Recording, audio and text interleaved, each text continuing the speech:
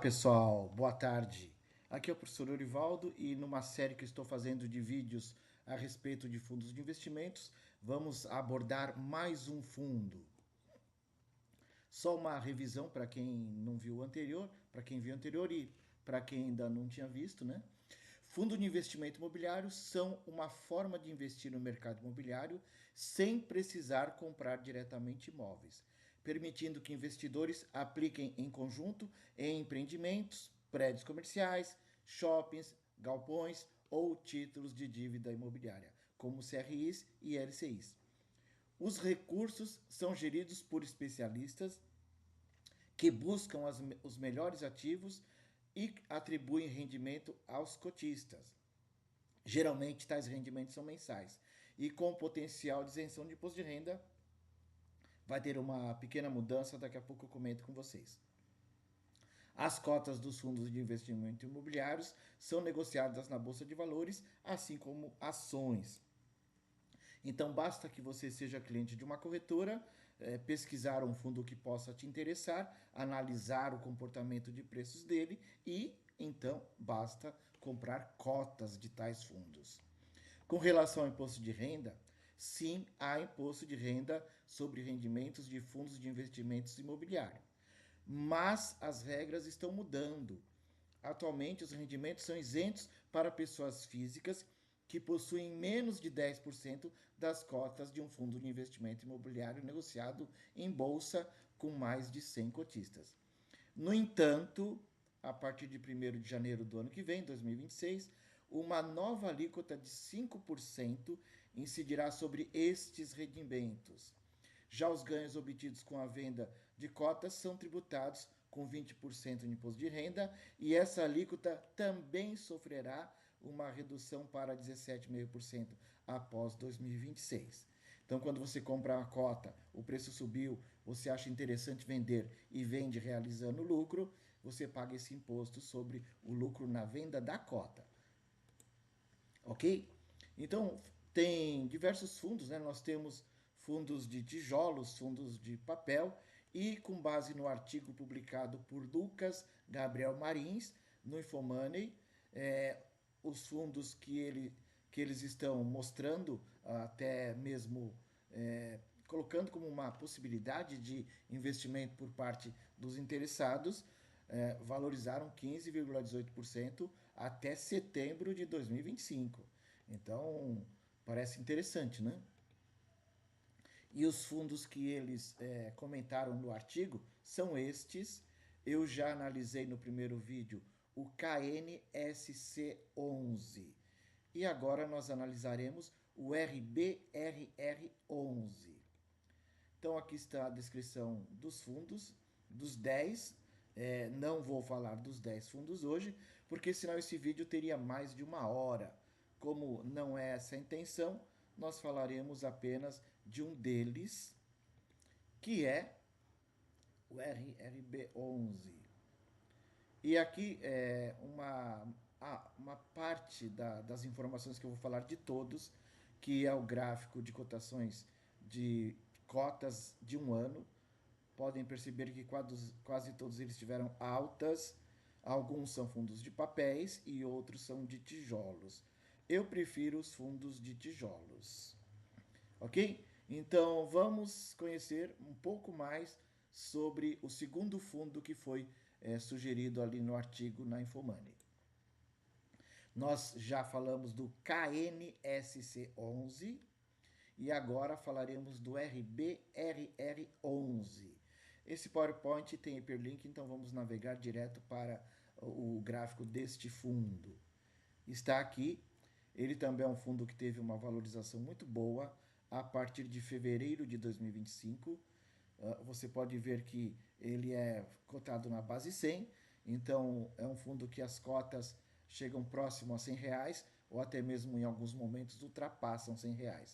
Outros fundos têm cota na base 10, mas cada cota, hoje você estaria pagando em torno de R$ 87 uma cota. Mas olha a grande alta que ela teve a partir de fevereiro de 2025. Estava custando em torno de R$ 68 e atingiu R$ R$ 47. Muito interessante. Mas esse bom resultado do passado não significa que isso vai continuar subindo, ok, pessoal? Lembra, cota de fundo de investimento imobiliário funciona igualzinho renda variável, tá? Ele também é um fundo de papel, a exemplo do primeiro que eu havia comentado. Está aqui o administrador, o nome do fundo, os tipos de títulos que eles investem, os valores, né, uma sequência de 5 anos, dividend yield, que é a divisão do valor de dividendo pelo valor da cota, bastante interessante, em torno de 12% na atualidade. Que mais que é importante? Esse gráfico mostra em vermelho o comportamento de preços das cotas do RBRR11. Então, em alguns momentos ele variou mais do que o CDI, em outros momentos menos. E nesse momento agora, entre setembro e início de outubro, ele está em linha com o CDI. Lembrando que o CDI ele acompanha a Selic, é muito próximo da Selic. Vale dizer então que este fundo está com uma rentabilidade aí de 15% ao ano, nesse momento. Se você tivesse investido R$ 1.000 nesse fundo há 5 anos atrás, você teria R$ 1.261. Se fosse no CDI, você teria 1.258.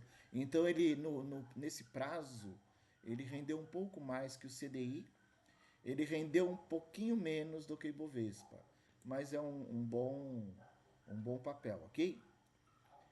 Uma comparação do RBRR11 com outros fundos, para vocês terem uma ideia, né? E aqui o dividend yield histórico mensal, né? Como eles remuneram mensalmente. Então gira entre próximo de 10, próximo de 12, está nessa faixa. E a média dos últimos 5 anos chegou a 14%. E o que ele tem na carteira dele? 87% são CRIs, 11,20% é o Core Business, é o CRI. Tático CRI, mais outros fundos de investimento imobiliários. E, por fim, 1,8% liquidez, tesouraria do fundo. Alguns outros fundos relacionados, parecidos com ele.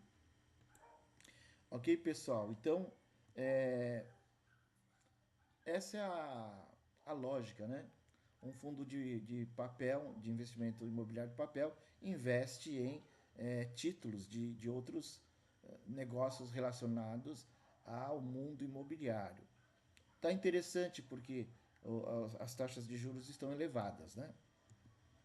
Ele está tendo uma remuneração parecida com os títulos públicos federais, né? Se você considerar que ele não tem imposto de renda, se você pega um título público federal que está pagando 15% menos 20% de imposto de renda, na verdade, um título público federal está pagando menos do que o RBRR11, porque aqui, por enquanto, ainda não há imposto sobre o valor recebido. O valor que você recebe, ele funciona como se fosse dividendos de ação de uma empresa, tá? Ok? Então, é uma parte aí relevante da rentabilidade do próprio fundo. Era esse o recado de hoje e, como eu disse, nós teremos outros índices que nós analisaremos e o próximo da lista será o BTLG11. Aqui não é uma recomendação de investimentos, mas para vocês analisarem, ok, pessoal? Porque se você compra um imóvel, imagina, compra lá um apartamento para alugar por R$ 500.000. Os melhores aluguéis do Brasil estão rendendo em torno de 6% ao ano. Se você ficar sem inquilino, se o inquilino sai, algum problema, te dá uma dor de cabeça e custos. Quando você investe num fundo imobiliário, você não tem essas preocupações. Tanto em fundos de tijolos como fundos em papéis, ok? Obrigado pelas visualizações dos vídeos deste canal e abraços!